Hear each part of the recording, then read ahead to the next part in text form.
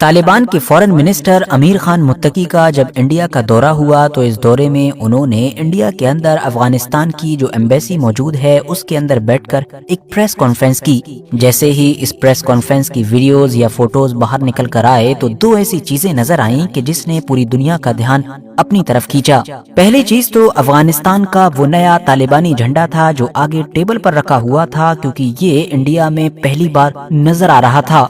جبکہ جو دوسری چیز تھی اور جو زیادہ حیران کر دینے والی چیز تھی وہ پینٹنگ جو طالبان کے ودیش منتری کے ایگزیکٹلی پیچھے نظر آ رہی تھی۔ جس نے بھی اس پینٹنگ کو دیکھا تو اس کے دماغ میں سب سے پہلا سوال یہی آیا کہ آخر اس عجیب و غریب دکھنے والی پینٹنگ کا مطلب کیا ہے، یہ پینٹنگ یہاں پر کیا کر رہی ہے۔ اور جانتے ہیں دلچسپ بات تو یہ ہے کہ جن لوگوں کو اس پینٹنگ کے بارے میں سب کچھ پتا ہے وہ اس کو اس پریس کانفرنس میں دیکھ کر ان لوگوں سے بھی زیادہ حیران ہوئے، شوق ہوئے کہ جن کو اس کے بارے میں کچھ بھی نہیں پتا ہے۔ وہ شوق ہو کر بس یہی سوچ رہے تھے کہ آخر یہ پینٹنگ یہاں کیسے ہو سکتی ہے،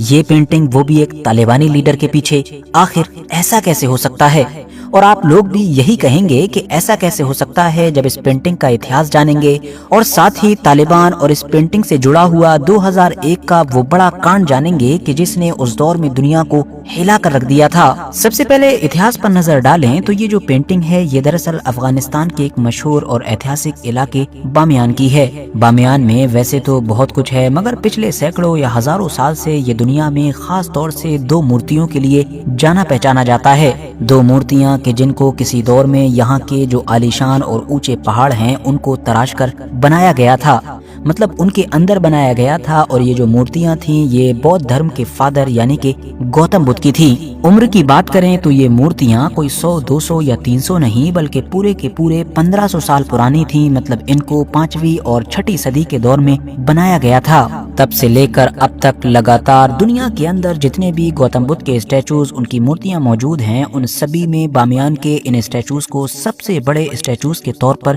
دیکھا جاتا تھا۔ مگر تبھی دور آیا سن 2001 کا کہ جب انہی اسٹیچوز کی وجہ سے پوری دنیا میں ہلچل مچ گئی۔ دراصل اس دور کے جو طالبان کے مین ہیڈ تھے مطلب ملا عمر، ان کی طرف سے ان دونوں اسٹیچوز کو توڑنے کا آرڈر دیا گیا۔ ریزن یہ تھا کہ کیونکہ اسلام میں مورتی پوجا کو سب سے بڑے گناہ کے طور پر دیکھا جاتا ہے اور یہاں پر یہ جو اسٹیچوز موجود ہیں ان کا ہماری مسلم سوسائٹی پر غلط اثر پڑ سکتا ہے، ان کی وجہ سے آس پاس کے لوگ فلی یا پھر پارشیلی مورتی پوجا کی طرف بڑھ سکتے ہیں۔ اور دوستو یہاں پر نوٹ کرنے والی بات تو یہ ہے کہ ٹھیک 2 سال پہلے ہی مطلب 1999 میں خود طالبان نے ہی ان دونوں اسٹیچوز کی حفاظت کرنے کی بات کہی تھی۔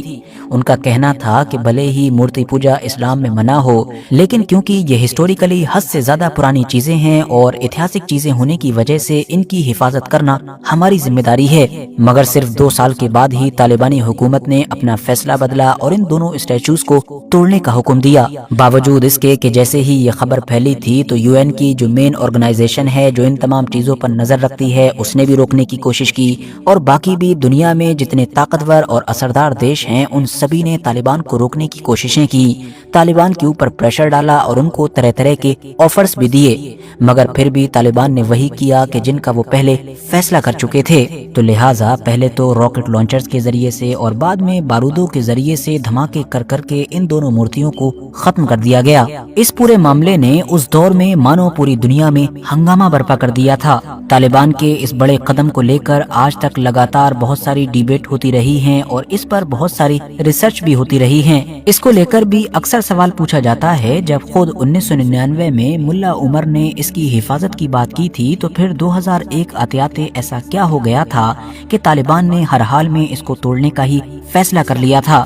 تو اس کو لے کر جو کچھ تھیوریز پیش کی جاتی ہیں ان میں سے ایک تو یہ بھی ہے کہ خود طالبان کی جو مین لیڈرشپ تھی وہ تو اس کو نہیں توڑنا چاہتی تھی۔ ملا عمر نے تو پہلے ہی کہا تھا کہ اس کو محفوظ رکھا جائے تاکہ یہ افغانستان کے ٹورزم میں بھی مددگار ثابت ہو، لیکن طالبانی حکومت کے اندر ہی جو کچھ چھوٹے بڑے ملیٹنٹ گروپس تھے جو کافی کٹر تھے انہوں نے اس کو توڑنے پر ہی زور دیا۔ اور تو اور اس پورے معاملے میں القاعدہ جیسی ایک کٹر اور آتنکوادی آرگنائزیشن کا بھی نام جوڑا جاتا ہے کہ اس نے اپنے انفلوئنس کا استعمال کرتے ہوئے اندر موجود لوگوں پر پریشر ڈال کر طالبان کو یہ کرنے پر ابھارا تاکہ بعد میں جو طالبانی رجیم ہے اس کو اس پورے علاقے میں آئسولیٹ کیا جا سکے، جبکہ بعد میں یہ بھی دیکھا گیا تھا کہ طالبان کے ایک بندے نے یہ جواب دیا تھا کہ طالبانی حکومت یہ نہیں کرنا چاہتی تھی، مگر یہ جو کچھ بھی ہوا تھا یہ بہت زیادہ غصے میں ہوا تھا، اور غصہ اس بات کا تھا کہ باہر کی کچھ طاقتیں ان دونوں اسٹیچوز کے لیے ہم کو بہت بڑی رقم آفر کر رہی تھیں، باوجود اس کے کہ ہمارے جو افغانی بچے تھے وہ بھوکے مر رہے تھے، تو وہ بڑی رقم ان بچوں کے لیے آفر ہونی چاہیے تھی، نہ کہ اسٹیچوز کے لیے، اور اسی غصے میں ہی حکومت کی طرف سے یہ بڑا فیصلہ